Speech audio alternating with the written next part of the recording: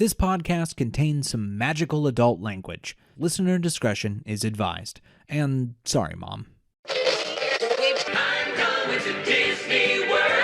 I'm going to... Whoa. You're not Mickey Mouse, you're a rat. Rat smack! Besides, they're tourists. What do they know? Welcome to Rat Castle, a progressive chat about Disney magic without the pixie dust. I am standing in for Nathan Hartman. My name is Dave Cobb. And with me today, we have two lovely ladies, Sarah. Hello. And Jeanine. Hello, it's great to be here. Our regulars. And then we have a special guest today who I am so excited to have back on the show. He's one of my favorite theme park people in the world. I'm super lucky because I got to go with parks with him. He's the coolest guy. Jack Pattillo. Hello. Oh my gosh. That was very kind of you. I'm one of your favorite theme park people in the world. That's wild. You know so many. How do I land there? Just because you're cool and funny and like, you know what? There's so much negativity out there in the fandoms that your videos and your podcast just make me smile. My favorite part is, if you folks don't know, it's Annual Pass Podcast on the Rooster Teeth Network. And my favorite one is when you sort of take everybody through an attraction that they haven't been on, because he just shows the video and like narrates it like they're sitting in the vehicle together, and it's ridiculous. And it's so funny because when we first started doing it, when we started Annual Pass, it was remote, so I was at my house and I would just be reciting rides from memory because I'm a nerd, and so it's me reliving these rides just in my head. But now at least I can like pop a YouTube video and kind of like, this is what you would be seeing.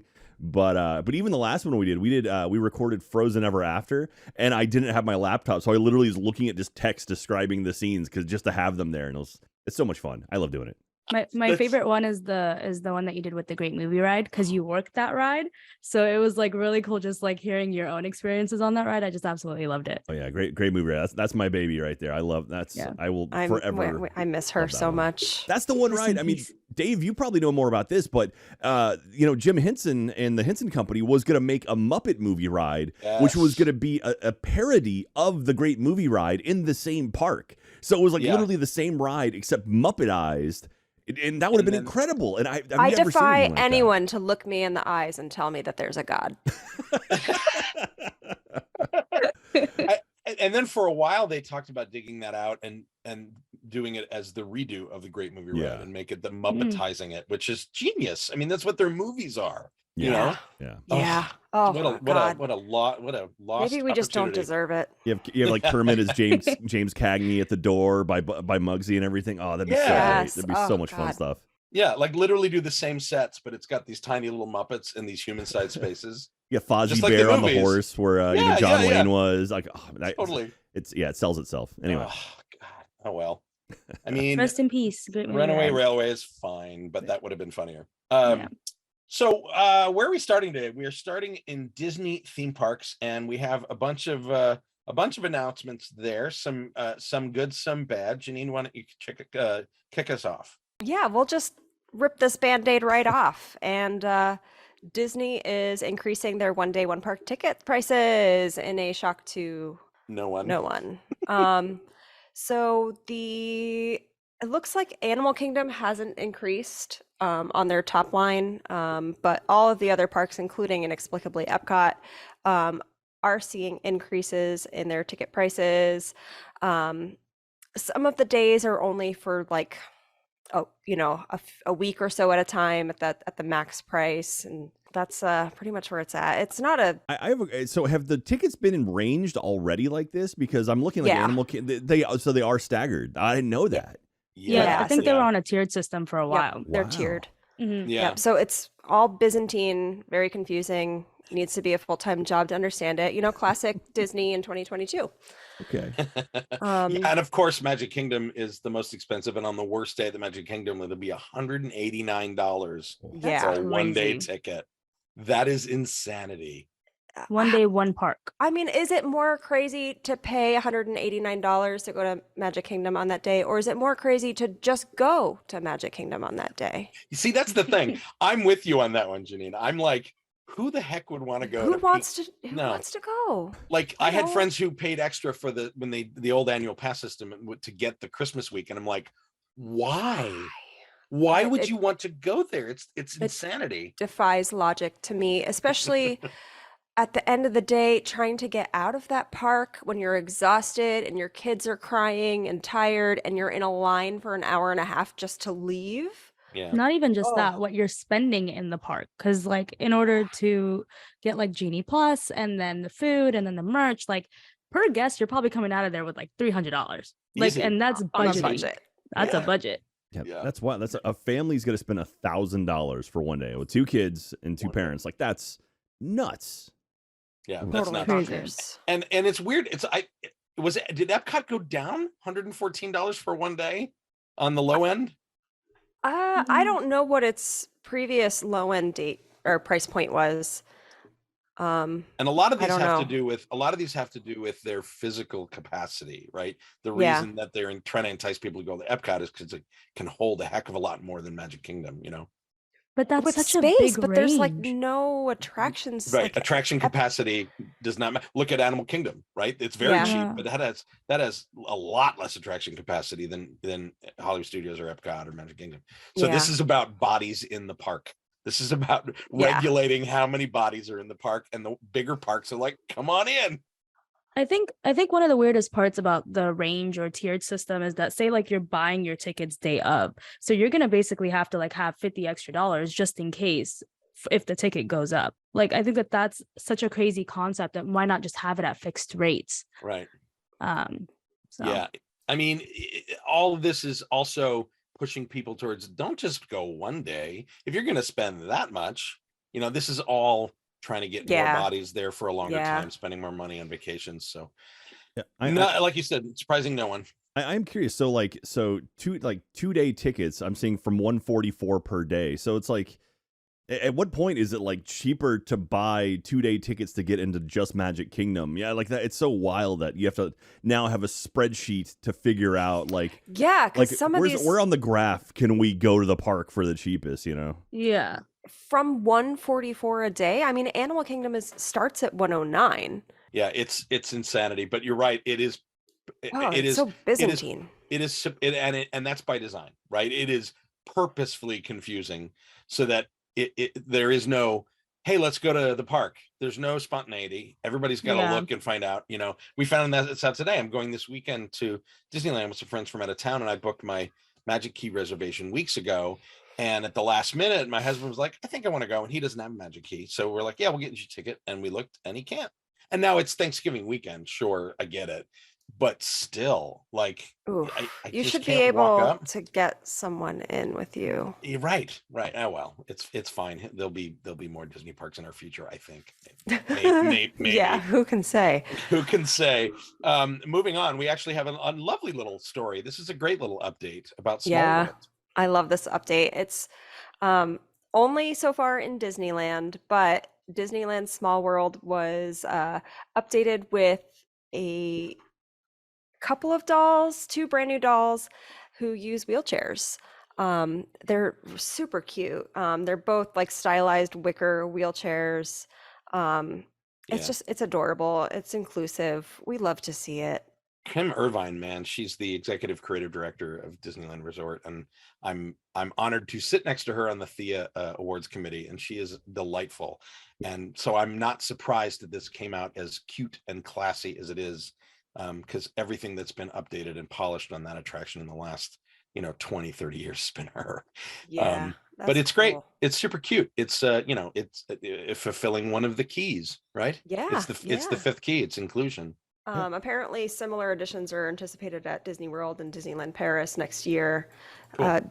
Disney World, I'm hoping that it's coming with like a bit of a refurbishment because Disney World's It's a Small World is in a sad state right now. Well- Like all of the fiber optics are out, which is a travesty. That's the best part. I mean, I'll have to so show great, you. but- I'll have to show you pictures sometime of. There was this Small World clone that I rode in China at some really broke ass park, and it hadn't been maintained in a long time. It was all dusty. The dolls were all creepy looking and weird. Oh But God. the best part about it was that on the wall at the end there was a sun with the Mattel logo in the middle of it, What? Interesting. and I'm like, Why? Oh, I know why. Because they took pictures of it in the 70s when Mattel sponsored it. Oh and had my no God. Right. I have photographic proof of this. I will post it to the. I'll tell Nathan to post it to the Rat Castle Twitter. It's unbelievable. They copied it right down to the sponsorship that they did. This is like the beginning of like a Child's Play movie, right? Where you go and everything's little janky, little knockoff, and then they all come to life and kill you. Yes. And it would be Yes. Small World where that happens. Right. It would for sure. I gotta say, looking at the photos, like I really like this because it's not like glaring. It's not like in your face, and it's also not like look at us being inclusive. It's like no, they're just part of the cast. Like that's really cool. I dig that. 100% the way it should be handled. Yeah, it's lovely. Yeah. And it's because there's going to be some family with a child permanently in a wheelchair riding that ride vehicle with their beautiful little ride vehicle that takes the wheelchair on it, which I love that they have. Yeah. And just they get to see themselves. This is what this is all about. That's awesome. Yeah. Very cool. Really great. New treehouse. I'm very excited about this, Jeanine. Why don't you tell us about it? Yeah, more Disneyland.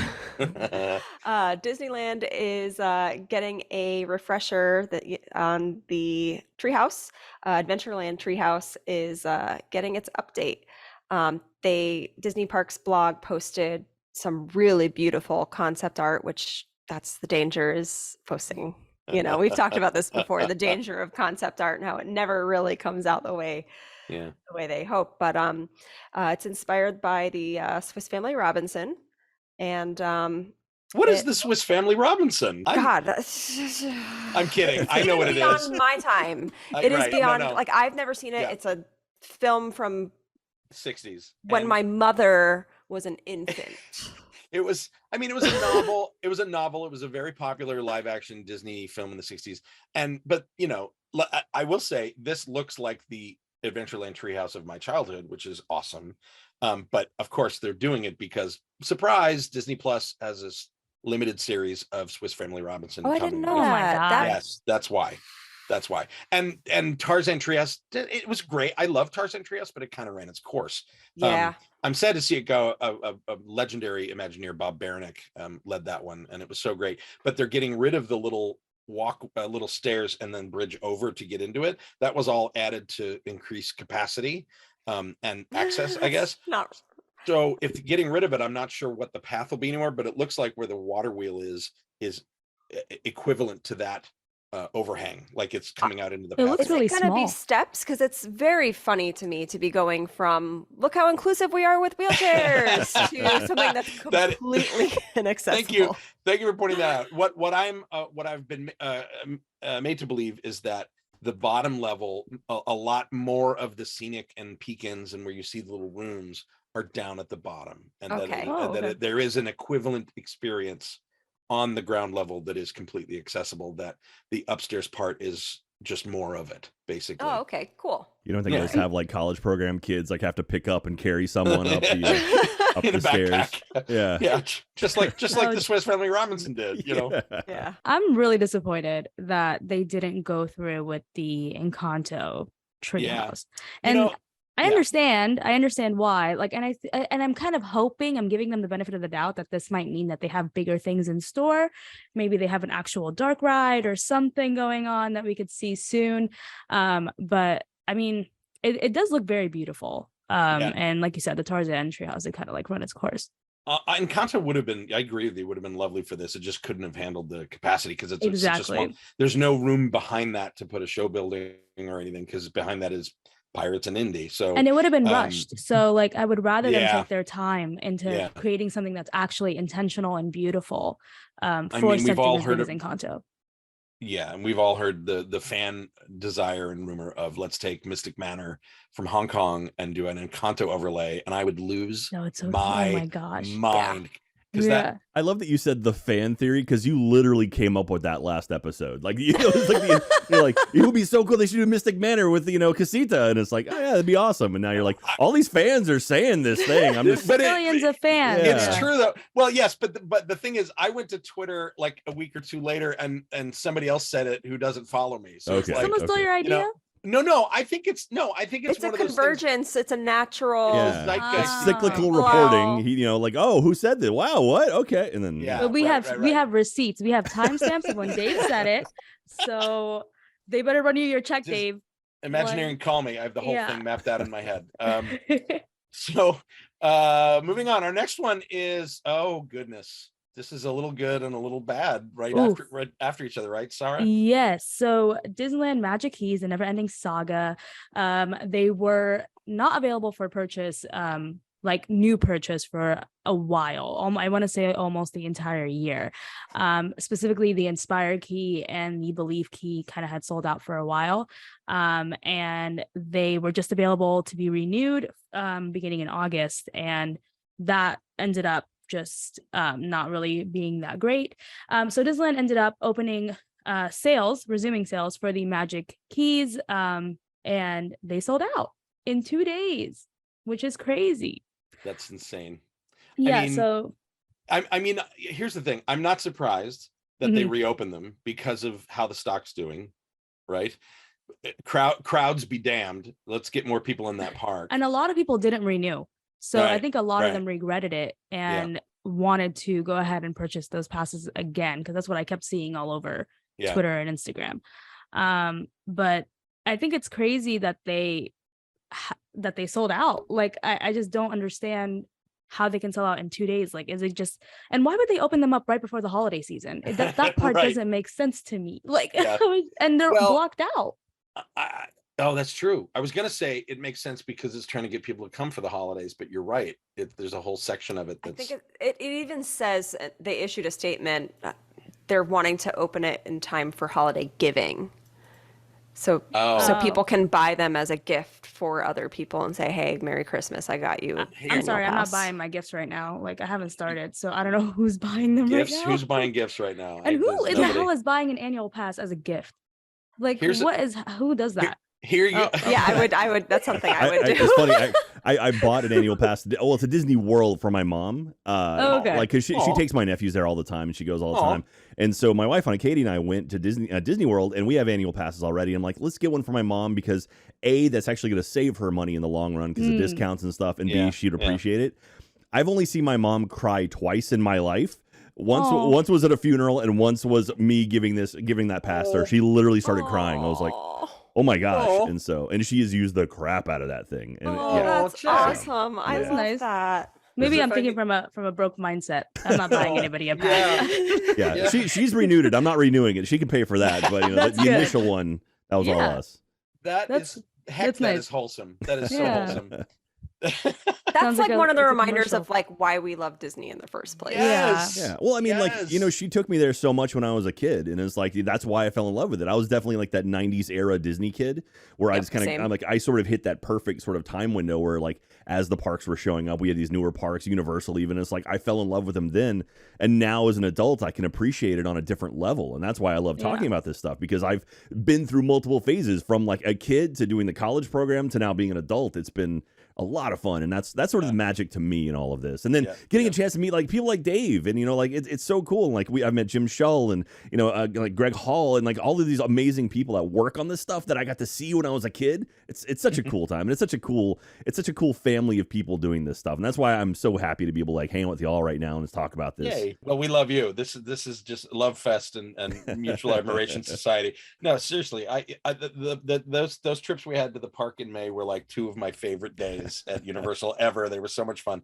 So another big change, Sarah, and this is actually kind of surprising, being how money grubbing they are right now. I'm surprised they're doing this. Yeah, I'm actually really glad about this because personally it's so difficult to get a reservation, any dining reservation in the parks right now. So Disney has officially confirmed that you can now cancel your dining reservations up to 2 hours in advance without a cancellation fee, which is really nice, because the previous way that a lot of people were kind of bypassing the system was through changing the date and then canceling it and all that. And like, it was, if you forgot the 24-hour change, like it was just a whole mess and you would get charged or whatever. But I'm excited about this because it allows for more spontaneous kind of like dining reservations. Like you can kind of like just book one if one has canceled. So that's I hope that's the halo effect is that you can walk up 2 hours before. Is that how two you and a think half, this is 3 going hours. to play out? No, I'm just. so. Like, Let me have a moment. Let me have a moment of joy, Janine. Just one. Girl, it's 'Cause hard I have getting a not been able reservation to out get- here.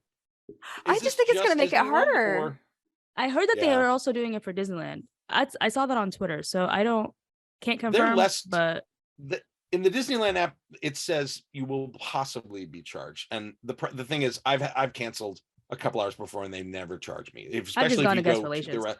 Yeah, Yeah. right. I just go to the restaurant and I say, "Oh, my kid's sick. We got to leave the park." Lie, and they'll just they'll The kid. have mercy on you and do that. But like, I have not been able to get an actual reservation at a Disney restaurant. Like, I have whenever been I trying open this, for lamplight brunch for 2 months. I can't get Yeah. it. Like, I can't. it's ridiculous. Like, I'll book a reservation. What is it? You can do 6 weeks now ahead for a park, or 8. I think it's 2 months. Yeah, I think it's a little bit more than that because we oddly enough we actually booked some dinner reservations last night for January because I'm going out for Okay. the marathon weekend. So like Fun. we have a group of us going, and so we booked some stuff. So I think we booked like breakfast at Grand Floridian and Yeah. I think Mama Melrose and Hollywood Studios. So yeah, but Maybe yeah. maybe my problem is that Disneyland just doesn't have the amount, and they run out so much quicker. Because I booked this, like, for instance, this Saturday, I booked this day like at least 6 weeks, if not 8 weeks ago. And the day I made the reservation, I went to do dining reservations, and I could get Catal out in downtown Disney, or Tortilla Joe's, or the Grand Californian buffet, and that's it. Like, there was nothing Yeah, there's in nothing. either park. It was ridiculous Yeah. how it went so quickly. Anyway, this, I don't know. I think if they do this at Disneyland, it actually might have a halo effect of stuff opening up more, just because there's less Yeah. places. Because if you have an obligation, like, you're gonna go. But Yeah. then if you can cancel, then Yeah. you probably won't go. Yeah, but I think the truth is both sides of that. I think you're right, Jeanine. It's just going to make it harder.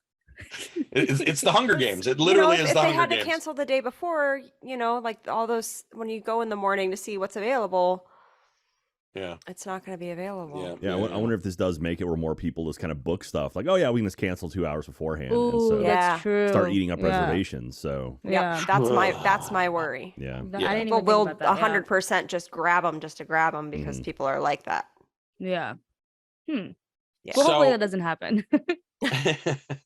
The next bit of news we have is a possible ride. Disney has filed a patent that I found super interesting, for a Moana style. Moana's shown as the possible IP, but it's an immersive projection dome with a boat in water, and like, imagine the Jaws boat, the motion base of the Jaws boat, but it's stationary, and you have a big screen around you that can do sort of a simulator ride on a boat. And of course, everyone's bemoaning, ugh, more screens, but it's like, have you been on Pirate Shanghai? Because it's a lot of screens and it's amazing.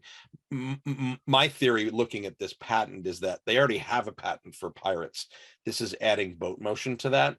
I don't think that, like, the article that we linked to says something about more capacity for a water ride. I'm like, actually, a static simulator, you need like I was 400 sitting of here- these. I'm Yeah. sitting here doing the math, and I'm like, that looks like a really big dome. It's a very small boat. Yeah. In a, like, how many? It seats 12 people in Yeah. a dome with a floor print of what? That's got to be 100 meters Yeah, squared. right. Now, Dave, is this something like Forbidden Journey where maybe you combine the ride mechanics of that Pirates ride and then it'll kind of like take you into a room like this where you're now suddenly surrounded and it's like you can look around this full 360 and then move Right. on to something else? Or is this an individual standalone attraction? Yeah, it might be. Like, this could be something that it pulls into, like the little waterfall rooms in Runaway Railway, Yeah, right? yeah, Where you that's what pull I'm into, thinking. you pull it, or the end of Rise of the Resistance, where you go into the motion base. For folks who don't know, Pirate Shanghai is unlike any other pirates in the world, and what it is a very large boat. It's something like 16, maybe 18 or 20 passengers, and it's got a track system underneath, guided by magnets, where the front and back of the boat are sort of pinned to a different magnet and can be controlled separately, which allows the boat to yaw like an omnimover. So it's flat. It's flat in the water, and you are in water. But it does things just like this, but like strafing by the screen, and you're in a big pirate battle. So it's a hybrid between the pirates that you know and this sort of new scenic and multimedia ride, and then the thrill rather than a drop is like the magnets sort of pull you like a launch over a drop at the end. Cool. Watch video online. It is, I went in with the highest of possible expectations for that ride because it had been sold to me like this is it was the rise of the resistance of its time in terms of like no one had ever seen anything like it, and I was blown out of the water, pun intended, by it. This looks to me like an extension of that, like they're adding yaw and pitch and roll to that same idea. Maybe not on a track, maybe trackless, I have no idea. But you're right, Jack, this could be, if people go and look for it online, you'll see it's a static looking dome with a static looking boat, but I think that could be something that it pulls into maybe. Yeah. Now, I do have a question for the crew here. I'm assuming, Dave, you've been there, but have you guys been to Disney Quest, or did you go to Disney Quest back in the day? I grew up at Disney Quest. Do you remember the boat ride thing with the paddles? I think about it all the time. I wonder, like, this gives me like throwback memories of that, of just sitting there and paddling and it not working right. I was just thinking about that ride when we were at IAAPA, because in the arcade section there was like a canoe kayaking simulator game, and I was like, it doesn't hold a candle to Disney Quest. There's so much cool stuff at Disney Quest. And in addition to the paddling one, which was the Jungle Cruise, remember there was always also the Pirates of the Caribbean one, where you were on the deck of the boat and it would move and pitch and yaw because it was on like airbags, and you had 4 people with cannons and 1 person driving the ship, and this fully interactive like ride through Pirates video game. It was crazy cool. Like they should put that in the parks anyway, just make it a little upcharge. Like it's rad. But yeah, its time. Totally. Anyway, I dig the idea of a Moana ride completely. There's so much visually in that ride. It seems like it'll be massive. Like I don't know where they would put that ride. Yeah, you're not happy with the Moana water of walkthrough or whatever it's called? Water of walkthrough. The water of walkthrough.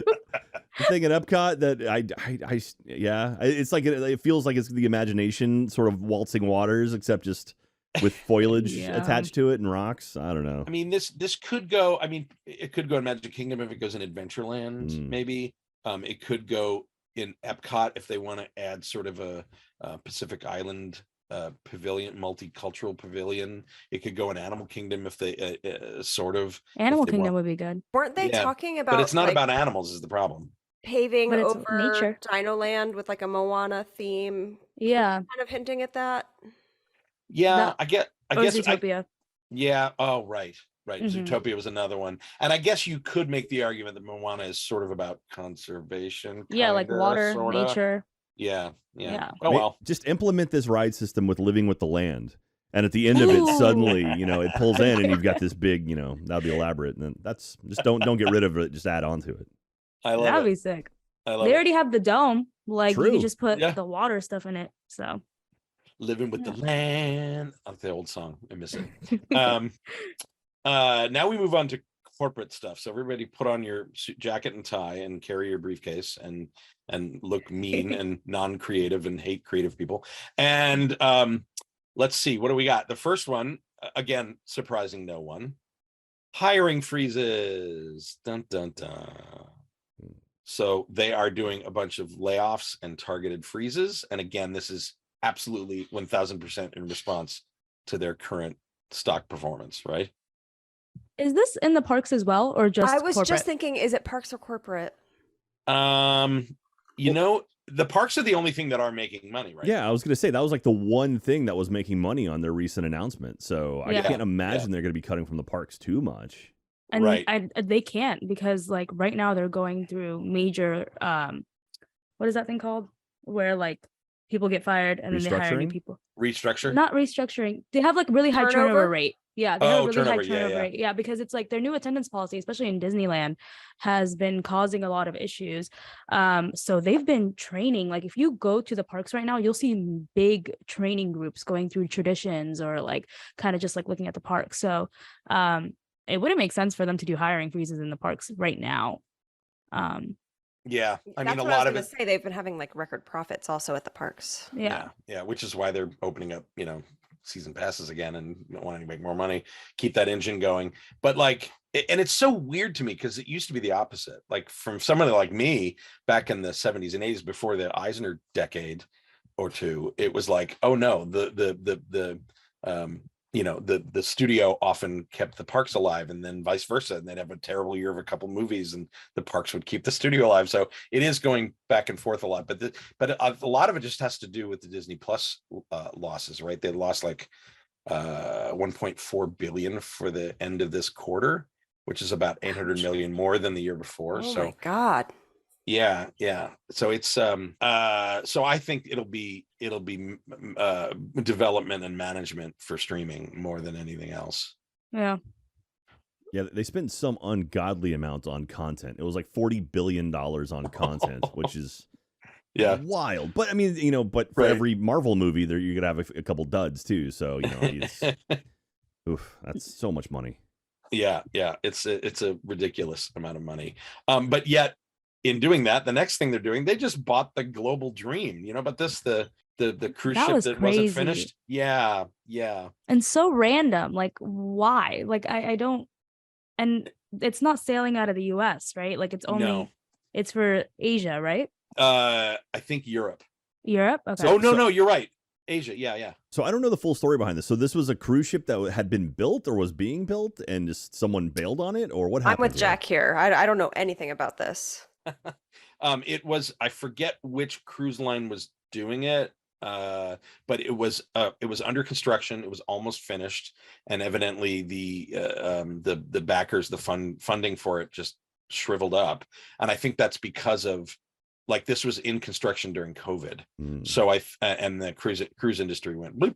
So I think Disney is just capitalizing on, pennies on the dollar purchase of this ginormous, bigger than any other ship they've had. Now, the thing is, they have other ships of this scale coming. They have a Triton class ship coming in 2025, which is like this. It's one of those massive mega ships, because up until now the Disney cruise lines have been fairly intimate. They don't really sell themselves. Like 4,000. They're pretty small, and they're great for it. Like I've been on 2 Disney cruises, and they're a lot of fun because they're sort of small and they're not this giant thing full of casinos, but this is a different market. This is aiming at a much larger market. I would assume if it's Asia, this is definitely aiming at a massive Asian market. Yeah. If they go for Europe, that would be ridiculous. Like it would be very dumb of them to do that, considering what happened with the Euro Park. But to do Asia would be very smart. Yeah. Because they could totally like capitalize on that. But I don't know where they would go. Like what destinations it would hit. Well, Australia? if it's not here, then you miss out on things like Castaway Cay and it's Genting. Okay, now that makes sense. Genting are the people that they're in Malaysia, and they are the ones who built the Genting Skyworlds Park that had all that 20th Century Fox theming. It had like Ice Age and Planet of the Apes and Disney now sort of kind of licenses to them because all that shifted over. So that makes this even more ironic that it was again Genting had a lot of issues, I guess. It was canceled in 2020 June of this year. And the shipbuilder filed for bankruptcy. Okay, they probably got it for a deal. Well, the hull was going to be sold for scrap. And, oh my gosh. And Disney came in and said, thank you, we'll buy that for nearly nothing. Wow. I wonder what pricing will look like for this as well, because if it is a Malaysian-based company, like in the Southeast, like I wonder how much cheaper it would be. Yeah, well, because 6,000 people is a lot. It is, but they may not be sticking to that market. Who knows? They haven't said anything about where they're going to place this. It's just coming into the cruise line. But the ships are gradually getting bigger anyway, so this makes sense. But they're tight on cash now, guys. They're laying off people. We're building 3 new ships, but we're broke. That's why they're broke. You guys just sold out Magic Keys, but we're so broke. Like that's literally what it is. Like I don't even know what they're talking about. At Tiniest violin, tiny. So then our next bit of business here, related to buying giant ships and why they're freezing things and laying off people. The Disney stock plunged this week, and a pundit from CNBC, an analyst there, calls for Chapek to be fired on air. So I wonder if that's going to happen. It's the Mad Money guy. That's Jim Cramer. Yeah, he's a total douche. Yeah, totally. Yeah. But how much? Let's see. They said record numbers for the theme park division, but missed expectations overall. Okay. Disney stock currently sits at $87, closing to a low of 85, set on March 23rd. Yeah, and that stock was up to like pre-pandemic was over $100. Mhm. So because I had some and sold it. But do we think this kind of press is ever gonna is Chapek just Teflon? I mean, I don't know. It's tough. Like, it's hard because now the more you look at it, the more you realize a lot of the stuff that he's dealing with is the stuff that Iger set in place. Yeah. And like Iger, started up Disney Plus and like made the Fox acquisition and spent a lot of money and kind of just threw Chapek the keys and walked. So like, it's hard to put all the blame on him. Certainly there is some blame to put on him. Yeah. But I mean, it's still, it's a rough situation. The last like 3 or 4 years has been just not great for Disney in general. And I don't see it getting better. I mean, I don't know that Disney Plus is suddenly going to have this giant renaissance and like people flooding to it. And even the parks with Epic Universe opening in Florida, it's like they've got nothing in response to it. So I don't know. I don't know what's going on over at Disney right now. And it's kind of telling that this comment, although again made by Jim Cramer, who is the thing about financial success is listen to Jim Cramer and then do the exact opposite. He's a loon. But it's on CNBC, which is Comcast. So this is a fun little pot shot too. Shade. Now, it was shade. I will say I'm looking at the stock right now. So I'm looking at 5 years of stock. So 5 years ago in 2017, the stock was at 105, 104. And today it closed at 91. So it's not, I mean, it hit a high of about 197, almost 200.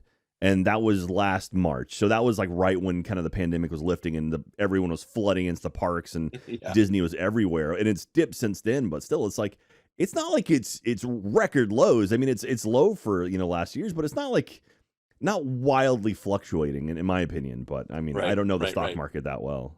And it'll definitely bounce back. So it's not like it's shocking. But Disney's not shutting down. Yeah. In terms of Bob Chapek, like there are times where I really do feel bad for him. Like I think he gets a lot of like things just thrown at him for things that were out of his control. But he's still trash. Like he doesn't give us like cardigan daddy, like he just doesn't give us that vibe. So I feel like that's why a lot of people really don't like him. Which is a big part of like being a Disney CEO. That's right. That's what Walt knew. That's what Eisner knew. That's what Iger knew. If he just looked a little bit less like a supervillain with that new beard, I really think he would get a lot of grace. Like he just needs. I honestly find the beard more endearing. Like I think it's scary. I think that was it's very pointy. First of all, no, just like me. No, Dave, your beard is like 10 times better. Like it's so pretty. Yeah, he's kind of the Alex Jones beard thing going on there. Yeah, like it just doesn't look right. Like the and Ted it's a very Cruz beard, icy. Like it just I don't know. It just Jack Frost vibes. Yeah, like even I mean, and let's not get it twisted. Even Eisner and Iger in their cuddliness were also ruthless businessmen. Exactly. It's just about optics. It's about it's just pretty be a little privilege. nicer. It's really just pretty privilege at its finest. Just be a little nicer to your customers and say, don't tell them that they don't deserve to be there, which is basically what he said for fans of the parks. Like, don't do that. Don't like literally step on them and then just be like, oh, excuse me. Like, like you can't do that. Yeah, Chapek looks like the uncle whose house you'd go to, but you're not allowed to touch anything. It's like, it just makes you uncomfortable. Yeah, like don't touch my stuff, you little. It's like no, sorry. Yeah, he's the one that's got the living room that no one is allowed in. Yeah, that's got like the nice home theater and the bar. And I just feel like I just know he has like something weird that he collects. Like I just know it, like something just so obscure, so weird. Like listeners, you're just like, what are you talking about? Listeners, please send us your ideas of what you think, the weird thing you think Bob Chapek collects. You can write us at bit.ly/ratcastle. That will be a topic next show. Let's give a list of the weird things that Bob Chapek collects. Like, I don't know why, but I just feel like he would just collect weird shit. Like, I don't know. Yeah, and it just would be like in a vault that you can't touch. Like it's all creepy old antique porcelain dolls with scary faces. That's or something. Literally what I was thinking. That was my first thought. Like something weird like that. Moving on. This is seemingly a good thing, but why are my hackles raised that it might not be that they announced a location and a developer for an affordable and attainable housing initiative near Walt Disney World. It's about 80 acres of land for new housing development. The idea, I guess, is employees will be sort of first to be able to apply and have to meet certain financial requirements to be able to live here, but that it is, I think it's open for people outside the company too. I think it's one of those things where I'm like, they're getting tax credits for this, right? There's a reason they're doing this. Yeah, that certainly feels like, because it's on their property, which I'm sure they're donating. And then, you know, and even the fact that it's like, but it's a private company that's building it. So I actually don't think that they're getting any sort of tax break from this that I can think of. But it's affordable housing. Like, if you... I think it means they can tell their cast members, yeah, we pay you nothing, but we have affordable housing. Oh, like the college program? Kind of like how that works? It's just down the street from the college program too, right? I think they moved all the college kids over there. This is so unbelievable. Like, it's dystopian. Like, it's very dystopian. It's only 1,300 units. Right. It's not that. That's the other thing. Don't get too excited. It's not that many. This is like, these are the original plans for Epcot for 1,300 people, right?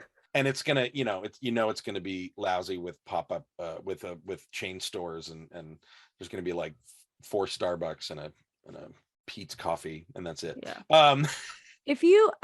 Just a piece of advice. If you work at Disney, please, I am begging you, get out of the Disney bubble. Do not surround your entire life with Disney. As someone that had done that for years, like, it'll cloud your judgment. Like, go touch some grass, please. Please touch some grass. Not hub grass. Yeah. Go ride a Velocicoaster. Go check out a different park. Yes. That'll my shake gosh. you up. That'll shake you up. But it looks nice. It seems very walkable. Like, they have pools. Like, it's got water green features. It's got walkways. It's got dog parks. But is it like affordable housing celebration? Like, I'm confused though what this is exactly. I mean, it's just like, okay, I'm curious how much Disney will have their hands on it. Right. Like, will there be any amenities that are identifiably Disney, like there was with Is that a freeway? Is it next to a freeway? It's next to be right next to. Yeah, it's right next to State Road 429. Because, like, why does the surrounding area look so gross? Well, it looks like it was, unused land on the corner of the property that was too close to other residential or other industrial, that they're like, what do we do with this? But like, I guess my questions are they going to run it? Are they the leaseors? Are they the landlords? Or is that is the developer doing that? Do they take money out of your check? Like, how does that work? City do it? Because it's, a lot of times affordable housing and low-income housing is done through the city in some places. I have no idea what Florida does. So this one, lots of questions. I'm sure we'll hear a lot more about it later. It looks like it's run by the Michaels organization. I'm really curious. My boyfriend's stepfather works for a company that specializes in building affordable housing stuff. I'm gonna talk to him about it. Oh, it says right here on the Disney blog. Yes, the Michaels organization build, own, and operate, and it's a prominent and visionary developer known for creating high-quality homes and communities in many states, including Florida. So this is a developer play, right? So the developer is going to win out in terms of money. We'll see. We'll see. So the developer probably has all sorts of tax incentives and things like that. So the developer is the one. Yeah. Right. I mean, if you can take advantage of this, go for it. Yeah. Affordable housing is an affordable housing, girl. Like, go for it. Right. Like, I'll be signing up. Yeah, totally. It looks like it's near a solar power plant, which is kind of cool, off of 429. I'm kind of looking in the area on Google Maps right now, trying to find it. Apparently there's a Five Guys nearby, so at least they got that going for them. But that's expensive. Five Guys next to affordable housing. That raises a question. Where is the nearest grocery store? There's a Target not too far away. Oh, nice. They may be, they may be building. It may be mixed use. There might be a grocery store built into it. Who knows? Yeah, because I should hope so. That Flamingo Crossings, isn't that the new college program housing? Or am I wrong on that? I know it's over in that area. I'm pretty sure because they sold off Vista Way and like Chatham and the International, and I forget what it was called. They're all pretty much gone now, and they've moved all the college kids off to the other side. Is this the crossroads area that's right in front of the Buena Vista entrance? No. So if you go across, I mean, let's get really into it. Across 535 at I-4, like Vista Way was right there, just on the south west corner of 535 and I-4. So Vista Way is gone. That's got sold off to a developer, and they're going to be making it into something. But Chatham Square and the Crossings, I think, was the other one. They were back behind that. Crossings, that's it. Yeah, they were back behind that. You know, that Queen Mary church off of like on the other side of I-4 by the outlet malls and stuff. So back behind there, that was where the other housing projects were, or the other apartment complexes were. But they've now moved them all, I want to say, to the west of Magic Kingdom and everything. So I think it's off of 429. I want to say it's that area, but again, I don't know. I haven't been a college kid in a long time. So When Jack, when you were there, did you feel like it was predatory how the college program was in terms of the housing situation? Oh, I was super naive going into it. I loved it. I mean, I was very much like, I was, a sophomore in college. I was, born and raised in Austin, Texas, went to the University of Texas, so I wasn't far from home. So this was my first experience on my own, away from my parents, being a 20-year-old kid. And so I drove my car down there, and I got a 4-bedroom. It was a 4-bedroom apartment because it was the cheapest, and it was also the most space. So it was a 4-bedroom apartment, 8 guys living in it. Oof. And so it was 4 bedrooms, and 2 of the bedrooms would be linked with a bathroom in between them on either side, and then there was like another half bath in the middle. So it was like 2.5. And it was awesome. I loved it. It was some of my favorite times. I'm still friends with some of the guys that I went to the college program with. And that's when I worked the Great Movie Ride, and I just had the greatest time, no responsibility. And then when I graduated college, you can apply to do the college program up to 1 semester after you graduate. So I graduated in 2005, and I'm like, before I get to the real world, I'm going to do one more college program. And so I went back down, and I was 23 or 22 at the time, or 23, I forget. And I did it one more time, and I worked at the Backlot Tour, and had no responsibility, and it was my last thing before I was like, okay, I got to go back and actually try to get a real job. And so, but I mean, it was fun. Awesome. But I mean, but the way it works for the college program. So for those of you who don't know, so the Walt Disney World College Program, essentially they go around to different colleges all over the U.S. and they ask for people to essentially apply to work at the Disney at Walt Disney World, and they also have one for California as well. I don't know much about that one. But then when you go through a whole hiring process, and if you get selected, they'll just say like, oh, you're going to be in attractions at this park, and you don't know where you're going to be until you go through a whole thing. But when you go down, they put you in Disney owned apartments. Like they own the apartments, and they just take your rent and like your bills out of your paycheck. Yeah. But I mean, when I was there, it was like, I would end up with like maybe $150 a week to live off of, which was just nothing but Taco Bell. So, and that's, yeah. And again, as a college kid, I was, dumb to it, and I'm just having a lot of fun. And we'd go to all the parks, and, we eat at the cafeterias inside the parks and get our food super cheap, and just had a great time. And I love it. I look back on those times very, very fondly. But as an adult now, the idea of like living off a couple $100 a week and in Florida, it's a nightmare. And so, but yeah, it was good when I was there. I had a lot of fun with it, and I wouldn't have changed that for the world. And also, I got to see stuff behind the scenes that I never got to see, and that was some of my favorite stuff. Yeah, I feel like that's the general consensus of those who have gone through the college program, that while you're in it, it's like a great time. But then once you're out of it, you're like, oh, wow, I was definitely exploited working those 40 hours a week, coming out of it with like $150. Well, even like what Jeanine was saying with like the way they've altered like the call out system and stuff, like I can't imagine any college kid surviving that, because it'd be like, because you could call out like 3 days in a row and it would count as like 1 absence. And so like, you'd be like, all right, I just got to take a break. And that's how you do it, because the college kids, they get the worst shifts. They just kind of plug you in kind of wherever they need people. So you got closing shifts, like it's crazy. Yeah, like opening like the worst stuff, all the parties, like stuff that no one else wanted to do. Like the college kids had no say in it, So yeah. The funny thing is that everybody thinks that's just Disney, but all the other park companies and chains are doing this. Really? Not just for college, but to get employees. Like the Six Flags parks, you'll go and there'll be like Eastern European people working there, because a lot of the Six Flags parks in the bigger areas were having a hard time hiring, like local teenagers who are like, I'm not going to work for that. But they'll bring people in for contract work and put them up, and they pay them a little better. It's not quite college level because it's not a college program. But they do it all the time. There's a lot of the parks do it. We did it at Warner Brothers World Abu Dhabi. There was a whole bunch of That one makes sense over there. right, because they had to get, especially they had to, performers, they had to get like Yeah. Disney does for the Japan parks and the cruise ships, right? They bring in from Europe and Australia and the US, and for because they need some performers that match the characters and have the right color skin. And so there's a huge expat community there that works there. So right, that's one of the reasons, yeah. And that's the other reason, right? A lot of people it's the Hong Kong of the Middle East, basically. Yes. It's this polyglot, sort of couple of cities. Yeah. But anyway, but we digress. Sorry, so we'll hear a weird rant there. No, that's great. It's funny. I know a lot of people have gone through it. I've never really heard about it very much. So it's nice to get some insight. I loved it, man. Genuinely some of my favorite things I've ever done in my life. One of my favorite things. So I was a film major when I was in college, and so I brought my camera with me. And so when I worked at the Great Movie Ride, I was just filming stuff all the time on my days off. And one of my last days, they don't do it anymore, obviously, because it's gone. But they had a thing called the GM Oscars, the Great Movie Oscars.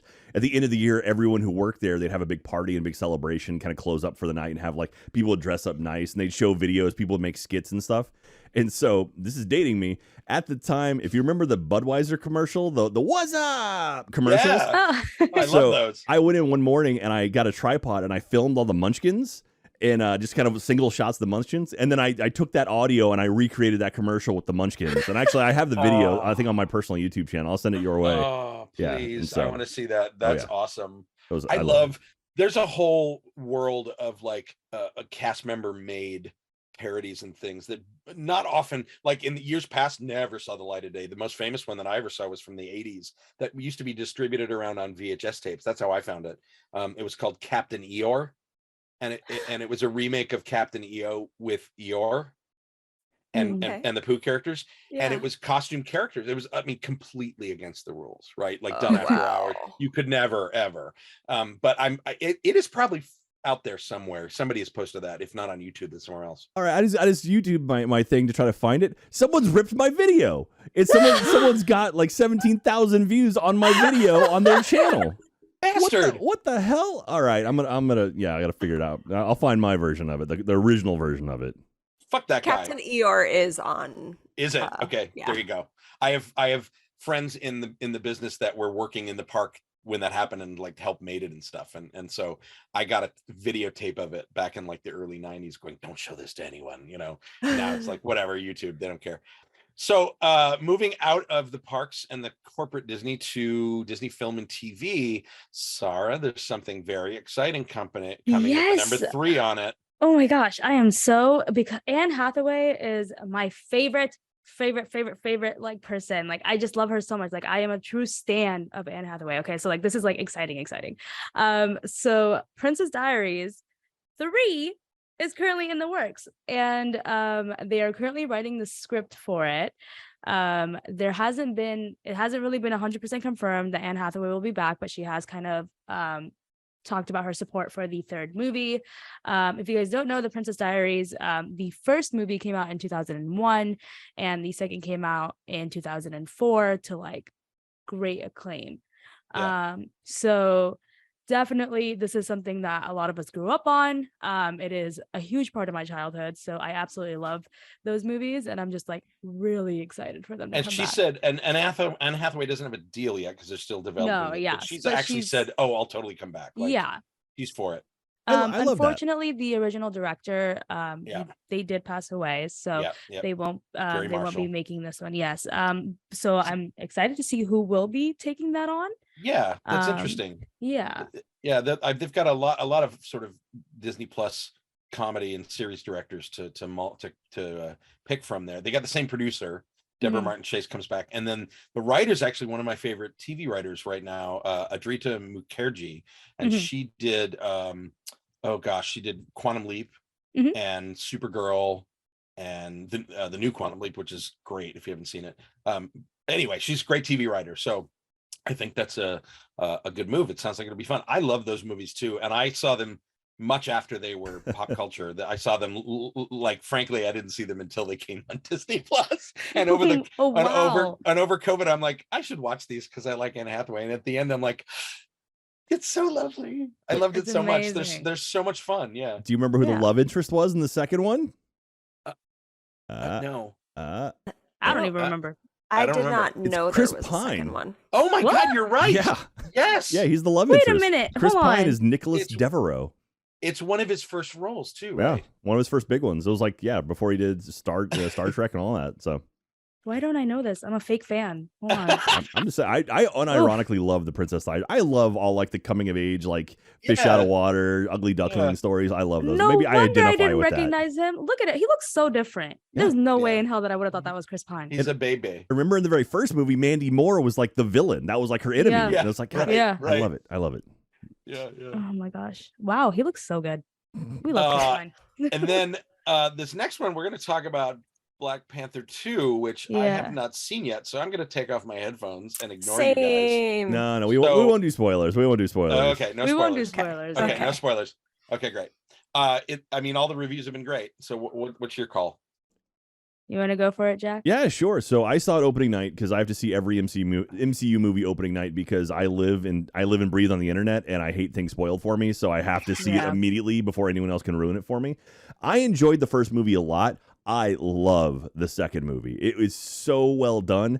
Even watching the trailers, I was a little nervous. Like Namor, the way they were handling him was like, it looks kind of goofy. Yeah.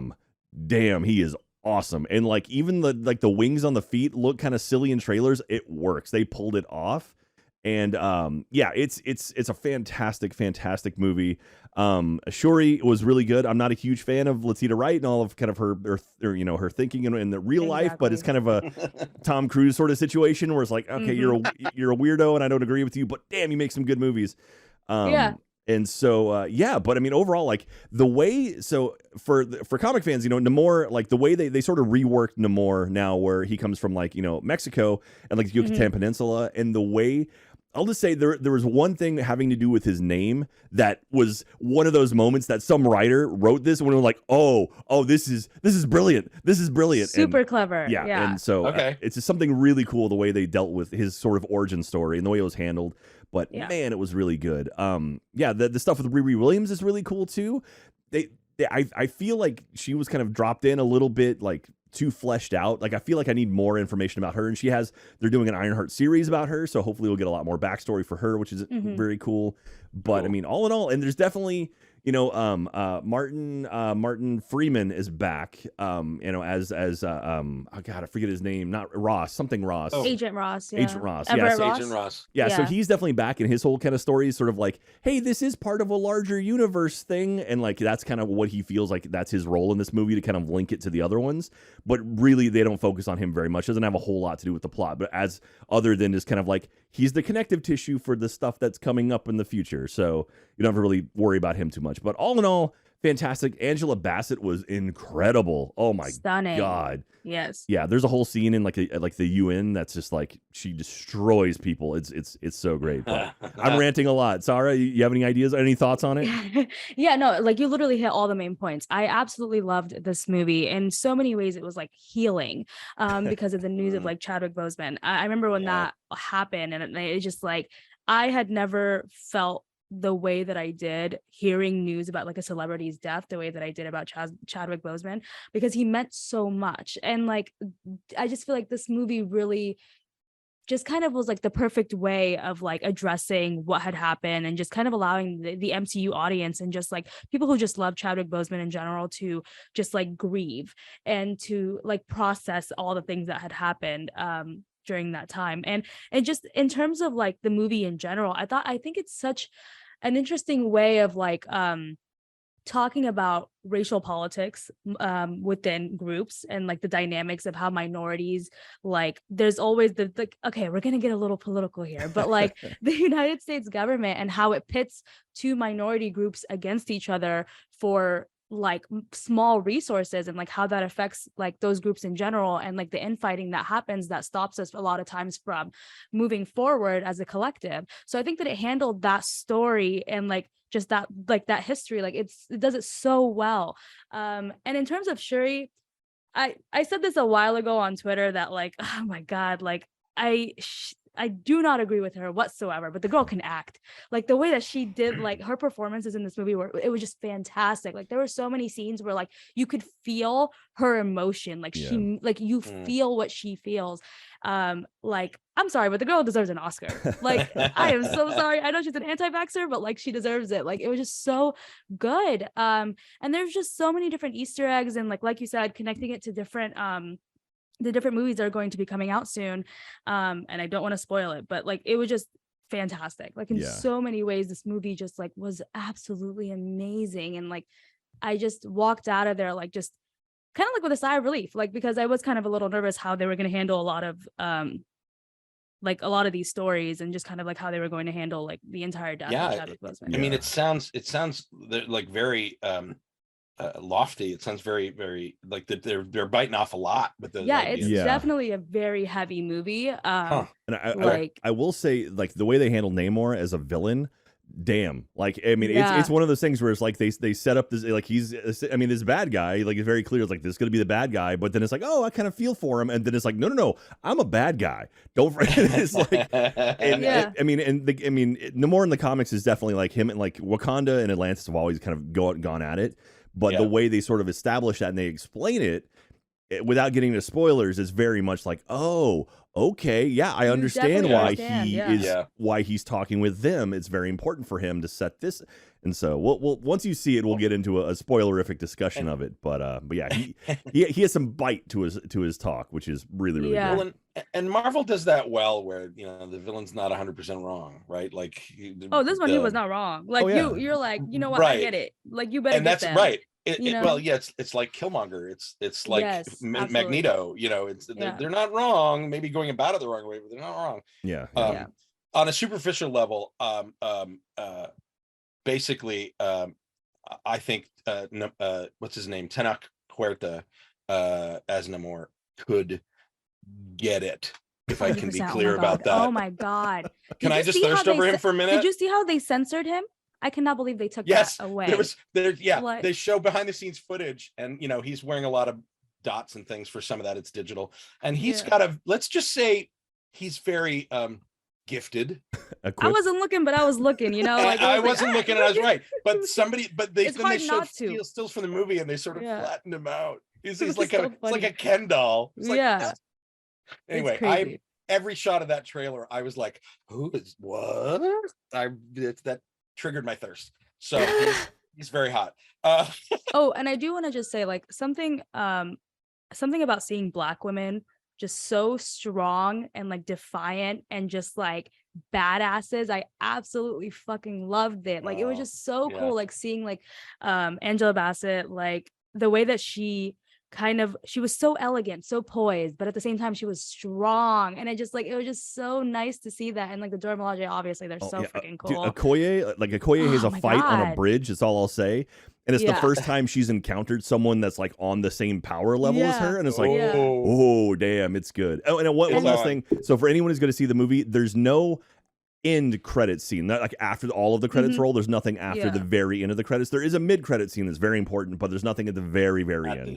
Because usually like the PS is kind of where they add in like a goofy kind of like, oh, this is a fun thing we're doing. Surprised they didn't. I think that this it has some, the movie has a punch to it, has an impact that it's like they're not trying to be jokey about it, like that even does make sense. Like they do a tribute to Chadwick Boseman at the very beginning of the movie, and like when it comes up, I won't spoil it for you, but when it comes up, the entire audience I was in was dead silent, and like there's no music, no sound. It's just the whole theater was quiet, and it's like, I am going to cry. I'm going to cry my eyes out. You probably literally walked out of there in tears. Like it was just such an amazing movie.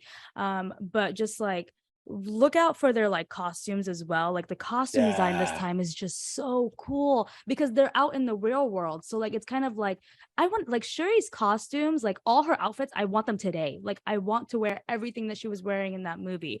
Like absolutely fantastic. 10 out of 10 for that movie. Like I will be watching it again for sure, because I'm sure that there was some things that I missed. You gotta get the it new was rock great. stars like breakdown of it, then go back and rewatch it all. I'm like, Yeah. oh, that's what that thing was. Yeah, I Ruth- went home and I watched, like those like YouTube breakdown, what you missed, like Easter Yeah. eggs, 50 Easter Yeah. eggs that you mentioned. I'm like, how do you guys see I this?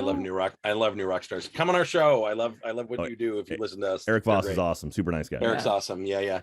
The just about the costumes. Let's shout out for Ruth Carter. She's Yes. a freaking genius, and Fantastic. everything in both of those movies and all of the movies she's worked on. She's just such an incredible designer. So it's so great to see her getting, I mean, she's always been well known within the filmmaking community. She's done such great work, but now all of a sudden Black Panther has just shot her into the stratosphere. Yeah. And the work is so great, and she's won tons of awards for them already. So And shout out to the cultural like advocates for that movie, like anybody Right. who worked on that movie that like had any part in that, like just seeing traditional African culture, the way that they handled some of, like, this was in the trailer, the way that they handled the funeral scene, Right. fantastic. Like it was so cool, like seeing like outfits that I would see when I would go back home. no, So I just that's absolutely great. loved it. So just fantastic. more Like, more Afrofuturism, please. yes, Um, please.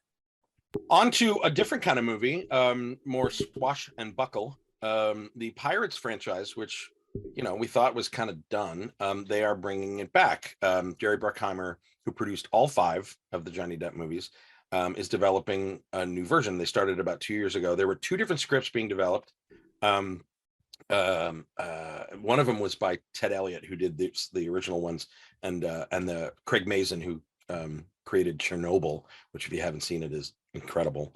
But there were 2 scripts, and one of them had Margot Robbie in it as a sort of different take. I guess she and her Birds of Prey screenwriter Christina Hodson, and I loved Birds of Prey. I don't know about y'all. So good. It's so good. So they were like, that we have a new breakfast sandwich scene, Oh, amazing. Oh Yeah.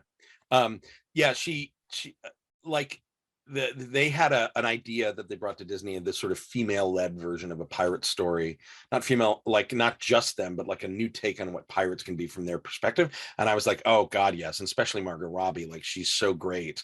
But she said in a new Vanity Fair cover story that it's dead. Disney has not commented. Bruckheimer has not commented. Nobody said anything, but she said it in a Vanity Fair article that I guess they don't want it. And okay. I mean, was she which is- supposed to be like, was it supposed to be inspired by Red, the character? They didn't say, but I would assume, well, there are a lot of very famous female pirates, right? And so they could go the slightly historical route and sort of model one of those stories, but no, they didn't say anything about what the details were. But the thing that in reading the articles about this, I knew those movies, the Pirates movies, made a lot of money, but holy moly, I always thought of the later ones as sort of diminishing rate of returns, but they like Dead Man's Chest and On Stranger Tides topped $1 billion globally. Like, Jesus. what? Those were not great. Anyway, They paid Johnny Depp a lot of money for that. a And lot of honestly, money. I wonder if this one dying is because Johnny Depp has kind of been not That's what I redeemed, was but thinking he's too, kind yeah. of like, he's marketable again. Now they're like, okay, we can make movies with him again. And Well, so- they said, actually, Bruckheimer said, and when asked if Depp will be back, is not at this point. The future is yet to be decided, but He looks so old yeah, that would be a real terrible and like mistake to bring him back. bad. Yeah. Especially with the letter that was just the open letter that was signed like yesterday. I think it was like 120 different organizations that supported like Amber Heard. Oh, So that was released. So Yeah. I don't know when this Vanity Fair article came out. If it was right before, yeah. 3 days ago. Yeah, I don't Yeah. think they would bring him back. He's just not box office viable at this point. Yeah. But I'm interested in, like, I love that world and the sort of this fact that they took that ride and turned it into this weird mythology of its own that sort of borrowed from some pirate mythology but created this whole sort of mystical side of it. I'm for it. I could see more of those, but the last couple were not great. Well, So yeah, the original trilogy was so good. Like Yeah, the sort of right. Elizabeth and Orlando's Will trilogy. Turner. Yeah, Will Turner. That's like that whole trilogy, so good. It had such a great feel to it. And then they tried doing with Blackbeard was the fourth one with the mermaids and kind of like the weird knockoff couple that was like Yeah. not the Yeah. same. And then the fifth one they had Jack the Sparrow, and it was like not Not good. By the time you got to the third one, and they're fighting in the middle of a funnel storm, and the ship's sideways, and they're walking on a tiny piece of wood, like. I gave him a pass on that because they had built up to it, right? It's dumb. It's so dumb. But okay, you got me to this far. I will stay with you. And so by the end of the third one, it was just exhaustion. I'm like, how are you gonna top this? And they made them even more ridiculous and way they cheesier. really leaned. It's like the Fast and Furious series. Like I don't know how it still makes money, but it still does. Yeah, it still does. But I mean, I love they got weird with it. Like that whole scene where like it was Jack Sparrow was dead, but it was like the sand boat with all the different versions of him. Like that was like a Terry Gilliam movie, like come to life. And it was like, how do you sneak this into like a that's big the Disney thing. Like, I love that. I loved that. Yeah, that part was great. Like that weird stuff is like, this is cool. Like this is trippy. And it's like, all right, that's great. And then it makes $1 billion. So right. Disney needs to give us more weird stuff. Like, that's what we want. Honestly, that's what the cultural zeitgeist right now is. Weird shit. Like weird shit. Very surreal, weird shit. I mean, to be fair, that's like, I mean, honestly, like Doctor Strange and the Multiverse of Madness kind of had that stuff. Yeah. I imagine Quantumania is going to have that kind of stuff. I mean, even if you look at Thor Love and Thunder, like the screaming weird goats. Shit. Weird shit. Like the screaming goats were my favorite part of that movie. And I saw people with plush in the parks. Oh, really? I love that. Of them. And every time you pass them, they go, ah! So that sounds like a good segue to our Beware Our Guest segment of guests of the parks misbehaving. And of course, the first one starts with our favorite 2 words in this category. Florida man, surprising no one. This headline is so amazing. Florida man chugs 2 beers in under 30 seconds at Epcot, removes shirt, and almost falls from Skyliner platform during skirmish with police. That's a lot, Robin. There's a lot going on there. That's a lot. But like, I also love that his mugshot is, of course, shirtless because Florida man with the chain. Let's not forget the chain. Oof, that chain and that attempt at a beard. Like you put milk on that and let the cat lick it off, dude. That is not a beard. I want to laugh at these people, but I also feel like this is what you get when you have a park like Epcot where they're literally like encouraging everyone to drink around the world. I don't blame him. I blame more the people he's with for letting it get that far, because they mentioned that in the articles, like his party knew that he was, misbehaving, and they ended up following him. Like it started at American Adventure. So he stumbled through like Japan and then Morocco and then France and wreaked havoc along the way, and then ended up at the Skyliner terminal. But yeah, none of this surprises me. But didn't we talk about this a couple episodes ago, where like you'd think with Magic Band and all that they could put a drink limit on every guest? But why would they when it's $20 a drink? Right, they're making money, so why do they care? Yeah. So the amount that they spend on this kind of security to deal with this pales in comparison to the profit. I know exactly, and it's like oh my god, alcohol is the one thing that I feel like people don't have a budget for. So they'll budget in the parks, but they won't budget for the alcohol. So like that's the one. I feel so called out right now. Sorry, but it's not true. Buy anything, but I'm at Disney. I'm at Epcot. I'll get the $17 cocktail. Girl, same. Yeah. And my thing is, I get one. Totally. You get one? I get one because I'm poor. Like I shouldn't even be buying one, but I still buy the one. But that's what I mean. Like hearing people get drunk at Disney, like that's $100 or more. How much money did Disney make off this guy's antics? Because they're a light pour. All of them are a light pour. Let's not kid each other. Even the beer is the lowest content they can find, and because it was probably beer. This guy probably drank cheap. But even a large beer there is what, $12? Yeah. So okay, 2 beers, they got at least $25 out of him. But I bet you he had 5 or 6. So we're inching on 5 or 6. No, this guy. Look at the eyes. He's had more than a beer. Look at the eyes. He's like, his little face is like swollen and red. Yeah. This looks like a Chapek college shot, actually, doesn't it? They were in the same frat together. They're in the same frat. Yeah. I don't know. It's just like I've gotten tipsy at a Disney park. I've had enough Carthay Manhattans to make me feel very happy and stumbly when I leave the park. But to get that kind of drunk, you that takes commitment and That's money. a lot. That's a lot. Like, especially just on beer. And this is not this guy's first time drinking. No, not at all. Yeah. He's the type of person that like buys the Four Loko at the 7-Eleven down the street. He drives it to he pre-gamed. Yeah, for sure. He pre-games. Like, oh my God, why are you pre-gaming Disney? Like, please get a life. Please. He almost made it out scot-free. Like, they were forcing him to go to the Skyliner, and he got in it because he only had to go one stop at Caribbean Beach where he was staying. And he kept pushing back and fighting security. So they finally arrested him. It's like, dude, you were this close to getting away with it. To be fair, I got to say, whoever he was with, they did not do their job. Because I mean, No. I've gone drinking around the world, and you certainly have handlers that are like, okay, you're done, you didn't make it, or like, I'm going to take care of you. Where was his crew? Where were the people like, okay, Bill, calm down now, like let's get you home, like no. He needs better friends. Exactly. I'm sorry for this guy. We've all done it. It's like, I'm sorry, my friend, he's gone. We're taking him home.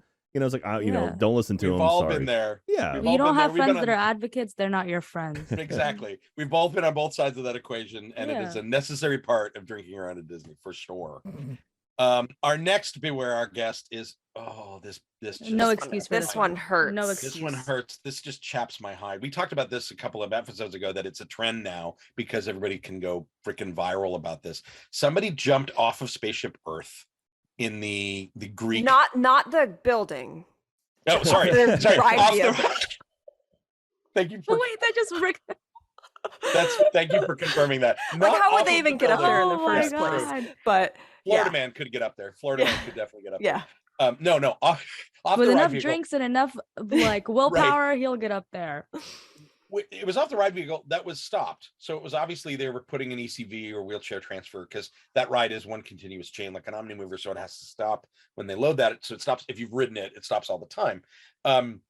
So he did it when it was stopped, and there's no restraints on these vehicles. You're just sitting there because it's moving slow. But he got off and sat in the scene. That's the Greek teacher teaching mathematics, I think is what the scene is. And he sat there with his head in his hands, looking at her like he was one of the students, just to get the lulls. And it's like, I get the impulse. It is massively disrespectful. It is just, you look like a jerk. Now we're all going to get a lap bar. They're going to have to close Spaceship Earth. Yeah. And install fucking lap bars. Yeah. And if it doesn't say anything in any of the articles if he was taken out of the park, but if people don't know this, they're dumb. There's not a spot on any ride in Disney where you are not seen and videotaped for 100%. 100%. Like, there's not you may think it's dark and nobody sees you. There is a camera. It's infrared. You're being recorded. Like, you guys better stop being nasty. Everybody sees it. Yeah. We know. My favorite was a friend worked on Adventure Through Inner Space when it was still there before Star Tours. Yeah. Which was an Omnimover ride it's presented by Monsanto in Tomorrowland. And it was super boring, but it was super dark. All the employees there called it Adventure Through Inner Thigh. Or adventure through inner blouse. Yeah. Ew. I mean, come on. I've made out with somebody on Haunted Mansion. Who hasn't? Come on now. People Mover, man. You got a Space Mountain, the People Mover. Come on. Right. Oh, yeah. Come on. That's a good smooch spot right there. Yeah, but a smooch. Not a smooch. Right. Yeah. Learn your limits. Right. You know, like first base. Yeah.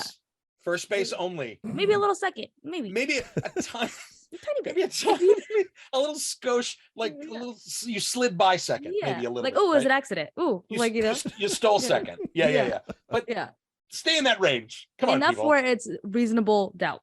Oh yeah, I mean, having worked ops on rides, I've seen the worst. I said when I was a tour guide at Universal, because when the trams make a big turn, the tour guide can see the back row, the very back car. Yeah, the back car was empty. Somebody had asked to go in the back, and there was a couple there, literally doing it. Like the deed in the back of the car. Tram? Oh yeah, and I called him out. I'm like, we can too. See you. Yeah. Oh my gosh, those seats are narrow. Like, there's not. Yeah. No, she much. was like. Oh. Anyway. Okay. Hey, I don't know what that hand gesture was. So like, I'm with you on that one. Let's just say face to face. heated face to face. This is an adult podcast. We can talk about things like that. She was riding on top of him. It was Okay. Yeah. I mean, Yeah, you make more room that way for other guests to fill. They say fill in all the available space. I mean, the lap was open. She's just being considerate. Yeah, that's friendly. Yeah. That's nice. Being considerate. Yeah, so nice. But back to the actual story. Where have like parents stopped parenting? Is that like not a thing? Like, is shame gone? Like, I just feel like This guy looked like a grown-ass adult. Yeah, this is a man. No, I know, but I'm saying, like, did your parents not instill fear in you as a child? Like, to not do bullshit like this? Like, I would be damned before doing something like this, because I just hear my mom in the back of my head. The climate right now is one of absolute impunity for white men's fuck ups. Yeah. So amen to that. Amen. Like, what's gonna happen? Like, we've watched the president get elected, and we've watched Elon Musk buy Twitter and break Twitter after tonight. Yeah, but I mean, I think the last story is such a perfect example of that, because had that been, let's be fucking for real, had that been a black man, he would not have gotten past Canada. 100%. Let's be so serious about that, because 100%. in order for somebody to get all the way out of the park, like we have seen this so many times where like you see the racial disparity there, where if it's like a person of color, they will be arrested on the spot. The spot, police will be called. But if it's a white family that is getting into an altercation, or a white Florida man, they will be taken out of the park, and then something will happen. If something happens after 50 freaking warnings. A situation like this is probably going to be marketed off as, oh, he is just a stupid kid who didn't know what he was doing, and he was just for the lulz. Like, this is like destruction of property. Like, this is not okay. This is not okay behavior. I don't think that you should ever be doing something like this, because he could have broken the ride. Like, I know it's like dramatic, but like, we don't know. And there's lots of places to trip and fall, and it's super. I mean, besides the fact that it's super dangerous to do that, people. Like, anyway, yes, there's a massive amount of privilege going on. Sounds about white. And also it's like, yes, maybe there are parents that do still instill the fear in people, but social media just undoes it, right? They see the likes, and it just pulls them out of that. So do a better job, people, with kids. Just show them this and say, don't do this. And I know there are parents that do that, who teach their children responsibly about social media. So it just sucks, because like one person ruins it for everybody. And like this just creates like a really bad narrative of like either Disney fans or whatever just like doing stupid things for the likes and do whatever they want. Like it creates this idea of entitlement that pushes people like Bob Chapek to talk shit about it. To say, don't come to the park anymore. Yeah, right. Shit like this happens. Right. Exactly. So, well, that's. But we know this guy is not an AP. No. Well, there we go. We got some good luck for APs. We need to talk about, or we need to play the recording from Nathan and I's trip to IAAPA. Yeah. So if for those who don't know, IAAPA, the International Association of Amusement Parks and Attractions, is a yearly convention floor and conference that happens in Orlando at the lovely Orange County Convention Center there on I-Drive. I went to it every year from 1993 to 2019, about 26-year run. Skipped COVID, of course, and then didn't go back last year this year because the current stuff I'm working on doesn't require me to be there. But our erstwhile producer, Nathan Hartman, and Jeanine went to IAAPA, and we set up some passes for them through my good friend David Mant, who is the marketing director for IAAPA. Thank you, David. Set those up, and they went. So they have pre-recorded a little segment here, so we're gonna cut to that for a bit. So take it away, Jeanine. Well, here we are at the end of day one of IAAPA. This is, of course, well, I'm not in this podcast except for this very moment, but this is, of course, Nathan Hartman, and then with me is Jeanine. Hello, Jeanine. Hello. So this was my third IAAPA, and for those who don't know, IAAPA is basically the big theme park industry convention. There's one in Europe, and there might be another one in Asia. I can't remember, but this is the big one for North America, and it's just everything from food vendors to baby changing tables to $1 million roller coasters. So, Jeanine, it was your first time. What'd you think? It was one of the best days of my life. It's like, you hear people say like, oh, it's like going to Disney World. This was like, I go to Disney World. Like, this was not Disney World. This was a blast. I had so much fun. What was the stuff that you really enjoyed? What were you surprised by? What was I surprised by? I don't know. I don't think anything was super surprising other than how big it is. It's so big. I also didn't expect such a large presence of bounce houses. How there's like outside, there's just There's a like a whole whole parking lot. Yeah, there's just a bounce house like for sale, palooza. Yeah. And like also kind of we were talking about like but some bounce houses not so expensive. Yeah. Not expensive, but no, but if you're like a solid 6-figure income with a couple of kids, like you could swing getting one of those things and just throw it in the backyard. Totally. So we're gonna get one for Rat Castle HQ, and maybe like a mini bowling table. And I played so much pinball. That was always I love playing pinball. So one thing about the place here, of course, is that there's a ton of arcade games. So many arcade games. All of them are free to play. You don't win like tickets or stuff, but for most of them. But at the same time, it's a great way to hone in on your crane game technique. Yeah, because you get to play as much as you want, and then at some point you'll actually go and you'll like school. Yeah. So it was great. I played. Gosh, my favorite was the new James Bond pinball machine, which was really, really cool. What else did we see? Gardner Holt had a fantastic display. Yeah, they do animatronics, and they've done stuff for Universal and Disney and all sorts. And they did a Grogu. They had a Grogu, little baby Grogu, and they also had Merlin and Archimedes, which was a delight. Yes. Really cool. Yeah. I really loved how many like museum exhibit booths there were for like science communication for kids and things like that. That was really cool. There was this one sand tray where you could shuffle the sand in different directions and it would sense the depth of the sand and projection map changes to terrain on that. And I, as a geoscience nerd, loved that. Yeah, because there would be like, if you dug deep enough, it would be water. And then you could build little dams of sand, and it would cut the water. If you went high enough, it would turn into a volcano. Yeah, it was pretty rad. It was really rad. That was really, really cool. I like that a lot. Yeah. Gosh, what else was really unique this year? I'm trying to think. I mean, the food is always fun. It's always fun. Was a blast. It's a sugar high. We waited a half an hour to have a robot make us cotton candy. In the shape of what? Like a flower? It was a flower. Nathan almost fought like a Scandinavian boy who tried to... The Scandinavian boy thought he was a shit and needed to butt in line, and he was poorly mistaken. He's like, that sounds like a you problem. Yeah, I was like, sorry, bud, the line's back there. And he was like, well, I was here before. And I was like, you're not now. And I just kept doing my thing.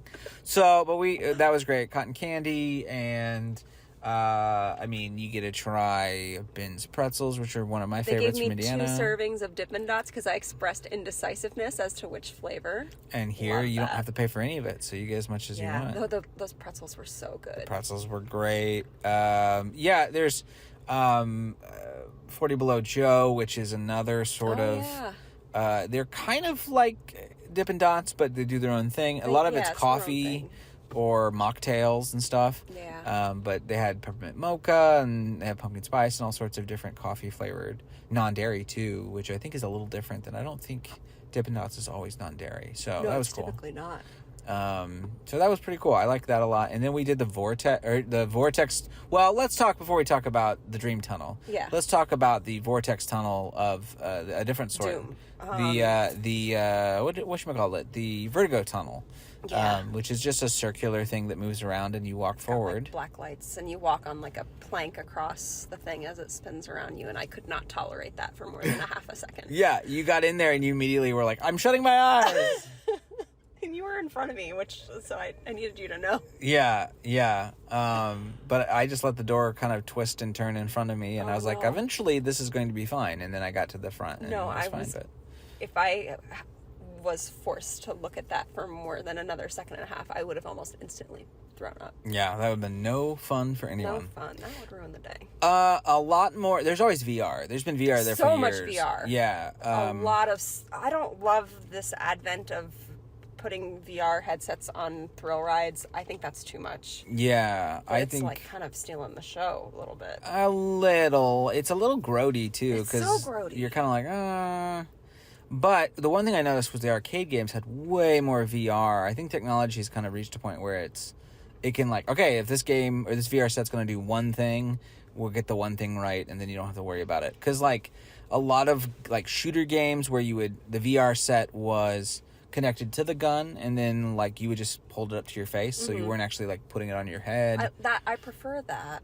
Yeah, that was pretty cool. More That comfortable. that reminded me of, I think it was a game called Silent Scope years ago, that had sort of the same vibe, but you had a sniper rifle, and then you would look into the scope, and the scope would be different, so it was a different screen in that, like kind of maxed out. So that was cool. Yeah, I played a couple of VR games that way, and I felt real cool. I did not do any VR. No, you didn't do any VR. You played the penny pushing games or whatever that you like. The coin. They had one like emoji one that I played for a bit, but it wasn't fun. It was not good. It was little balls instead of coins. Janine's an old aunt in Vegas. She really likes the penny games, and it was pretty good. But yeah, we played. There was like old school games like ring toss, but it was digitized in the sense that like you would throw one on, and it would like ring your score. Yeah, and, you were good at that. Yeah, well, that's because I threw all the rings at the same time. And they kept The law of average, yeah. So it's cool to see some of these like older games kind of get a new version. I loved on the pinball machines, there was a QR code, and you can scan it into the app for that company, and then it just saves your scores for your pinball. So if you had a bunch of pinball friends, you could all see each other's scores. So cool. And there was on the right, there was a TV that showed everybody's high scores. Yeah, I saw that. That was really neat. Yeah, which is cool. I like that kind of integration. It's still a very physical game, but at the same time, there's like this extra kind of connection to it. So that was pretty cool. Yeah, I like that. That's a good use of technology, in my opinion. Yeah.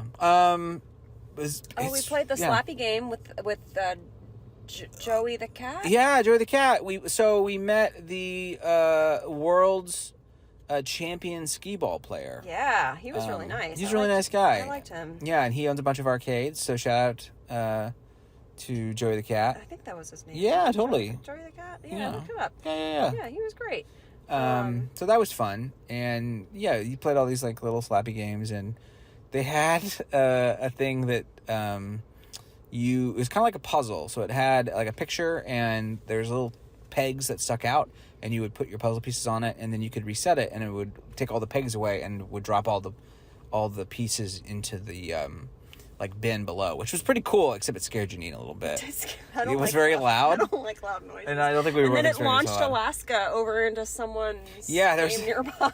Yeah, Alaska. We were doing the United States, and Alaska decided to leave our board and go elsewhere. What other game?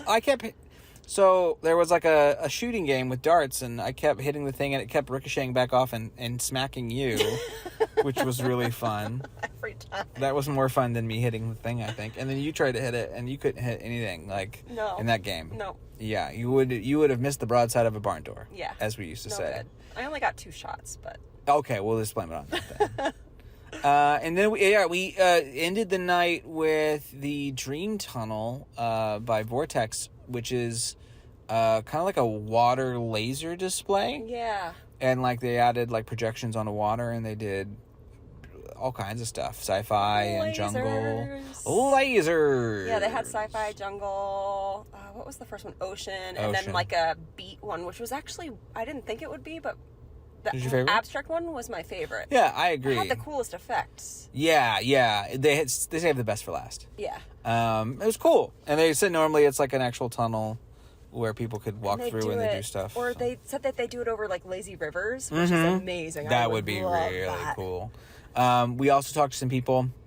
Apologies for not remembering the company off the top of my head, but they do like basketball courts and ice hockey rinks, and they do projections on the entire court. What was their name? Like Quincy or something? Quince? Yes. I think it was was like Quince. Quince Logistics or something like Yeah. that. It's okay. They scanned our badge, so we'll get an email. Yeah. Everyone scanned your badge. So, but anyway, they did some really cool stuff. It's really interesting to see like a court used to showcase stuff on the like projection mapping and things. So They also did heat maps and stuff like that. yeah, They were really cool. that's cool. Tech guys, nice guys too. Yeah. So what do you think, Jeanine? Would you want to go again? Is it fun? You Yes, enjoy I'm yourself? devastated that I can't go tomorrow. I want to go back, and I definitely want to go next year. The entire time it felt like a little bit of a betrayal to my 9-year-old. And there were kids there, so like next year I think I'd like to bring him. I think he would have the time of his life. I think he would too. Yeah. It's cool, and he could ask. Because you get to see everything, as I said, like there's like minor stuff in arcade games and whatever, but like there are people hashing out multi-million-dollar deals for roller coasters. Yeah, and they're like you can kind of like peer into a little room and you see a bunch of people sitting like really like engaged around a table. Yeah. In heated conversation. Yeah, and it's always very fun. I did my goal. I met my goal. What was your goal? Tell them your goal and that you met your goal was bucket to list. find someone who makes fake rocks. Yeah. And I found the fake rock people. That was what I went in hoping to find. And they were like, them. "What are you a part of?" And you're like, "I'm a geoscientist." And they were like, "Oh, okay." I'm like, I like real rocks. Yeah. So fake rocks are also kind of cool. Your fake shit is almost as good. It's almost as good. Yeah. So yeah, that was cool. Yeah.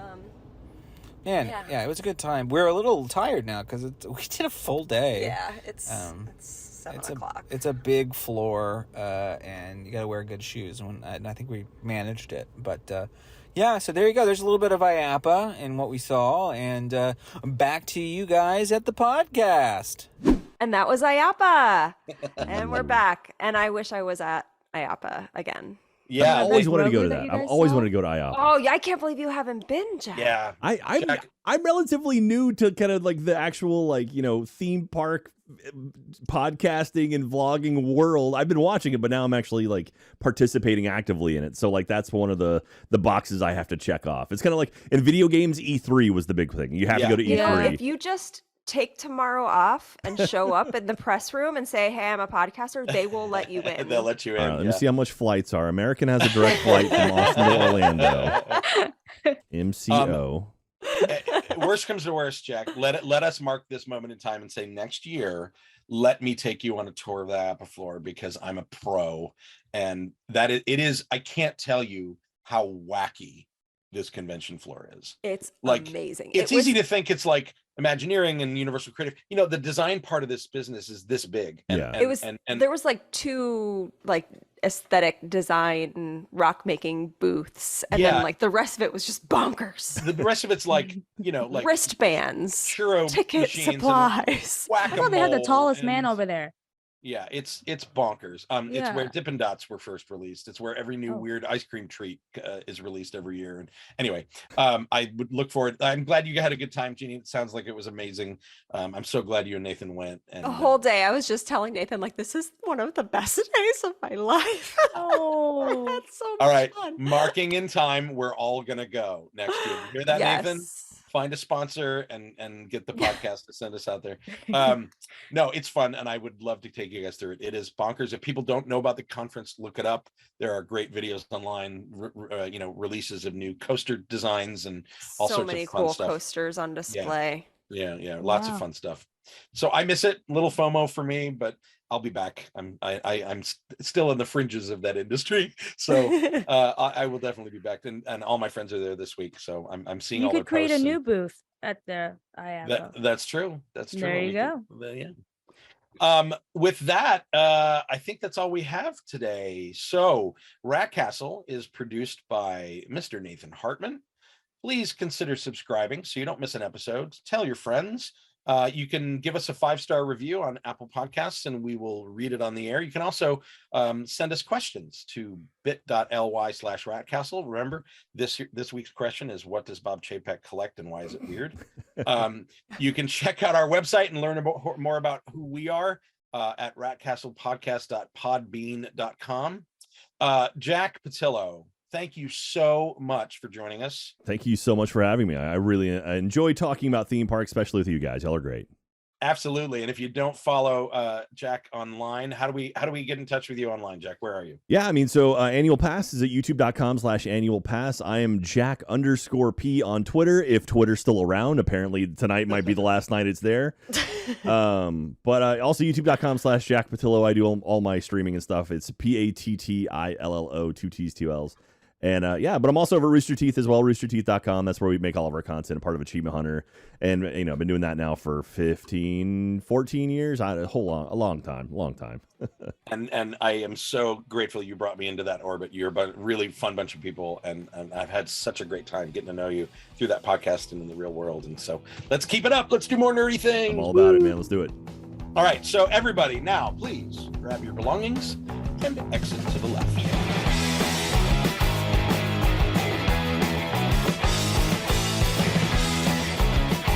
Will you stop this foolishness? What foolishness would you like to see? Will you get out of here?